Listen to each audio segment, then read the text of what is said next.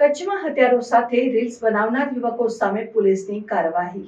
કચ્છ જિલ્લાના પૂર્વ વિસ્તારમાં તાજેતરમાં સોશિયલ મીડિયામાં હથિયારો સાથે રીલ્સ બનાવનાર અને જોખમી સ્ટન્ટ કરનાર યુવકો સામે પોલીસ દ્વારા કાર્યવાહી કરવામાં આવી છે। પોલીસે અલગ અલગ 3 યુવકોને અટકાયત કરી છે, જેમાં 2 યુવકો બંદૂક સાથે રીલ્સ બનાવી રહ્યા હતા અને એક યુવક બાઇક પર જોખમી સ્ટન્ટ કરી રહ્યો હતો।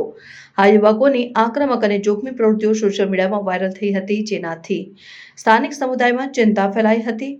સોશિયલ મીડિયા પર આવી પ્રકારની સામગ્રીના પ્રસારથી યુવાનોમાં ખોટા પ્રભાવ પડી શકે છે અને અન્ય લોકોને પણ આવું કરવા પ્રોત્સાહિત કરી શકે છે।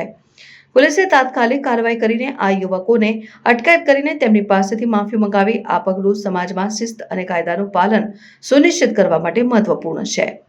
સોશિયલ મીડિયા પ્લેટફોર્મ્સનો જવાબદાર ઉપયોગ અને કાયદાનું પાલન દરેક નાગરિકની ફરજ છે।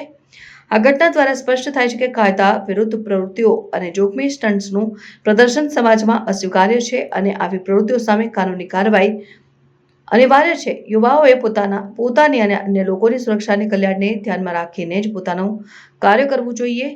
મારું નામ ગોસ્વામી મોહિતગીરી ભાવેશગીરી છે। હું અંજાર ચિત્રકૂટમાં રહું છું। આજથી 2 વર્ષ પહેલા મેં એક્ટિવા સ્કૂટર ઉપર એક રીલ બનાવેલી હતી, જેમાં રિવોલ્વર હાથમાં દેખાય એવી રીતના બનાવેલી હતી, જે હકીકતમાં રિવોલ્વર નથી, એક લાઇટર છે, જે મેં વધારે લાઇક્સ મેળવવા માટે રીલ મૂકેલી હતી। આજ પછી એવી ભૂલ નહીં થાય। ઇલિયાસભાઈ મંત્રા કિલ્લાના રહું છું। 1 વર્ષ પહેલા મેં વિડીયો બનાવ્યો તો સ્ટન્ટ करता कहीं बाइक ऊपर आई भूल बीजी बार नहीं था। मेरा नाम रजाक शेख है और मैंने इंस्टाग्राम में एक वीडियो पोस्ट किया था, उससे गलती हो गई। आइंदा ये गलती मुझसे नहीं होगी।